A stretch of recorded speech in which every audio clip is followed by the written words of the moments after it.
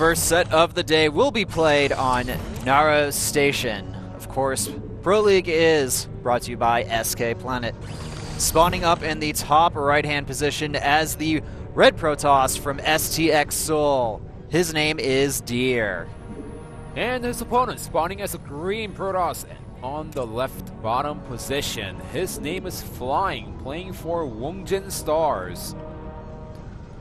So we got a PvP Naro Station. I've actually been playing a little bit more PvP recently. Since, you know, yesterday we only had one match. I went home, I wasn't too tired, so I did some laddering, played a few games, and I think just PvP is so cool right now. I'm really enjoying that matchup, and it wasn't like that a month ago. I was actually hating the matchup, but nowadays it just feels so much more fun. It's a little more fun, but it's still at a stage where players are trying to figure out what is the best optimal build to go against their opponent. And you know, some people are like, yeah, it's cool to watch because we have some early action, but other people say, you know, once it goes into Colossus Wars once again with Tempest, they're like, we gotta wait until that point. So it's torn between the fans right now. You know, some people love to watch Protoss versus Protoss, especially Protoss players who like to watch the matchup and learn little from it. Yeah. Definitely. I'm not going to lie, as a Protoss player, I do get a little bit biased when I watch PvP. I really like all the matchups, but right now PvP I feel is the one that's changing the most in Heart of the Swarm, and that was actually a little bit unexpected. Well, it has to change a lot because, like I said, there's no stable build, there's no staple. Yeah. There's no exact unit composition that anyone figured out. In fact, you go into Colossus Wars sometimes, you go into air versus air versus storms, and you got all these different composition, and players are trying to figure out which one is the best. And at this point, there's no best unit composition. You just have to play reactionary to what your opponent's going for. Definitely. I've even seen some games where players are going for almost like completely Templar tech, and they just get Archons, Storm, lots of High Templar, charge lots of Blink Stalkers, and the thing is that unit composition is actually very good against any type of Phoenix-based unit composition or Void Ray, and as long as you don't get too many Colossi, then it's pretty much king as far as unit compositions go, at least from this point. Alright, so looking at the game here, both players have opened up very similarly. We do see a second gateway, though, from Deer, also following that up with Sentry, and Flying getting a Sentry of his own. We actually don't see this too often where both players opt to open for a Sentry, but look at this. Deer putting down a Proxy Pylon. Is he going to go for some type of either aggression or maybe some type of proxy tech here?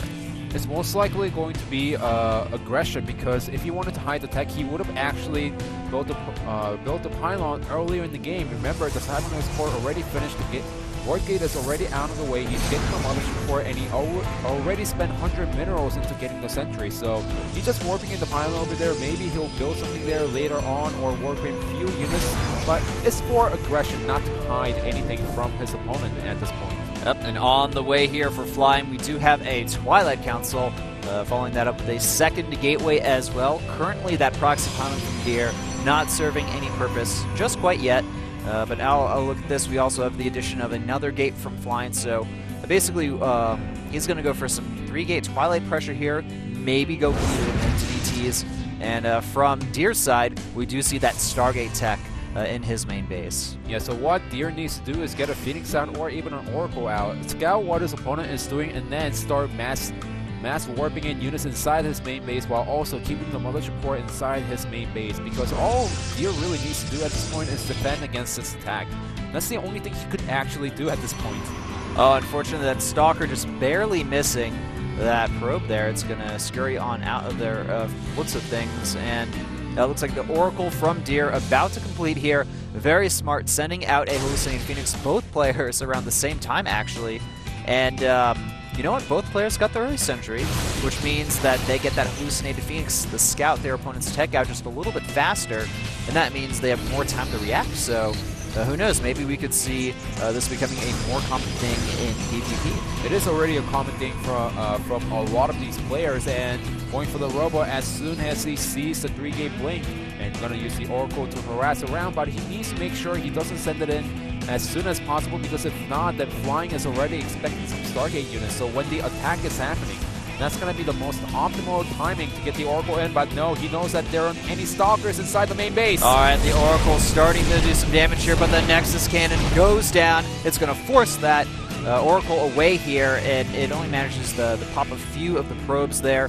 But at the same time, we do have a Void Ray on the way for Deer here. He wants to get the Void Rays, the Immortals out to defend against this Blink Stalker timing, and the Proxys Pylon is spotted, so that's going to be a small victory here for Flying. But you know what? That's really not too many Stalkers. Do you think he's going to actually really commit to this pressure here? He really can't at this point. Even if he wants to commit, even if he tries to commit, he's going to lose all of his Stalkers. So all they can do at this point is try to pressure his opponent because the Void Ray is already out. The Immortal's coming out pretty soon, and he's going to go inside the main base.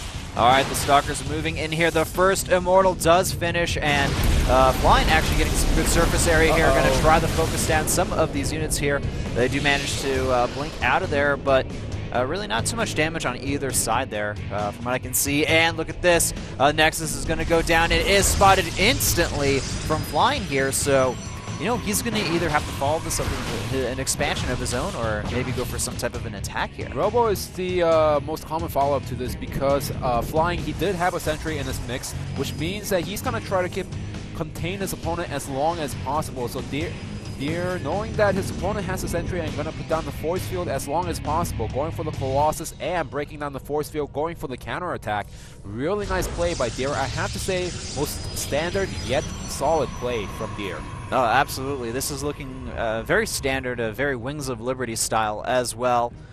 We have that Stalker contain essentially with the Sentry and the expansion behind it, and to counter that, we have the Robotech. But look at this. Flying, he's grabbing a Stargate behind this, not going to commit to that Robotech, and we don't know if Deer will be able to scout this in time or react properly until he gets that information.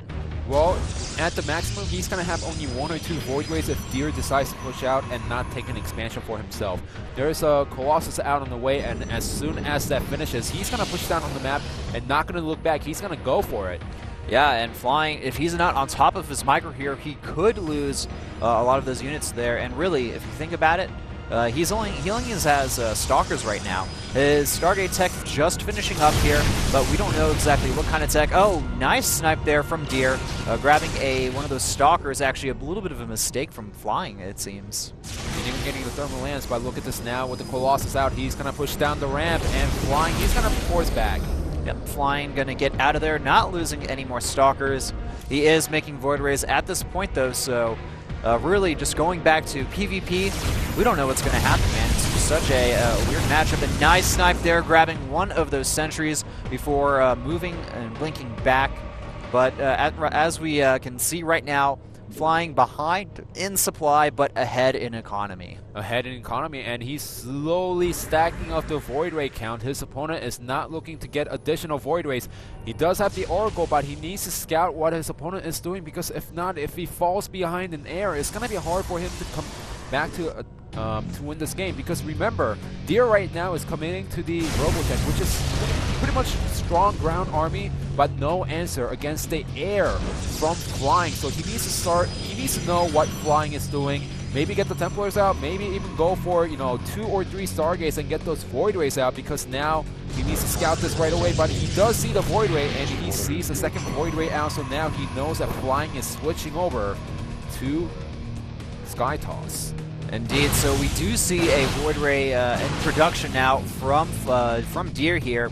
He's going to respond to the Void Rays with Void Rays of his own here, so opting not going to go into that Templar tech like we speculated. And really just nice control here from Flying as well, just trying to snipe off units here and there, really abusing that flank to the fullest, but the extended thermal lance is out. He does manage to snipe one of Flying Stalkers as well, so looks like the game has pretty much evened up, I want to say, at this point.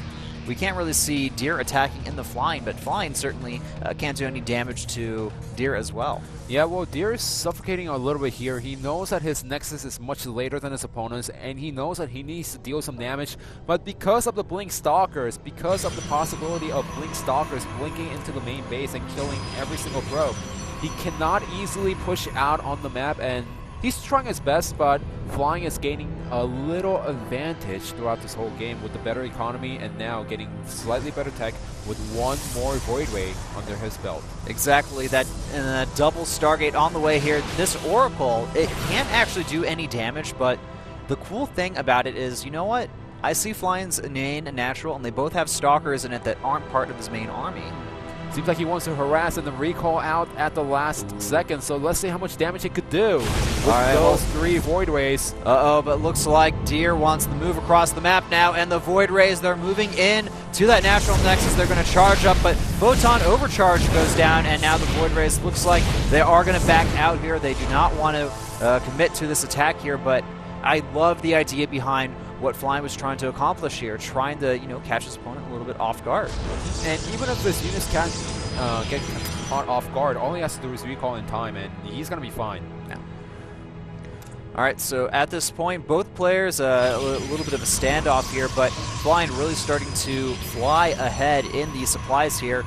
Deer opting to go for a 3rd base, knowing that Flying can't really punish that despite the supply difference there. And oh, nice snipe from Flying. They're going to finally get rid of that really annoying Oracle. And, you know, I got to say, throughout this game, Flying's Blink Micro has been pretty darn solid. He has the complete map awareness that he needs. And one thing I want to point out is that Flying is actually taking a closer expansion, which is a little bit risky, I have to say, if Deer actually starts making Tempest, because there's a huge there's a huge dead area where the Tempest can actually abuse the 3rd base. So I like the 3rd base by Deer, but it seems like both players are slowly here we pushing go. out. Looks like Flying losing a few Stalkers there. The Void Rays charging up and attacking each other. It's just a EDM light show at this point, man. We got Void Rays attacking Void Rays, but it looks like the ground war will be won by Deer very clearly here. And the Void Rays, they do go down for Flying as well, but at the same time, Flying sending a few Stalkers into Deer's main base, but with that Mothership Cannon, they're not going to really be able to do too much damage. Yeah, it was a little mistake for Flying to actually not have any sentries in the main battle. He did not have a Guardian Shield, so that's why he tried to go for the sentry first, and that actually worked against his favor, with Deer now having the Void Ray lead. He has a +1 under his belt. Also, his opponent has no upgrades. And the lack of upgrades is definitely hurting Flying at this point. He does at least have the +1 air attack, but lacking that crucial +1 ground attack.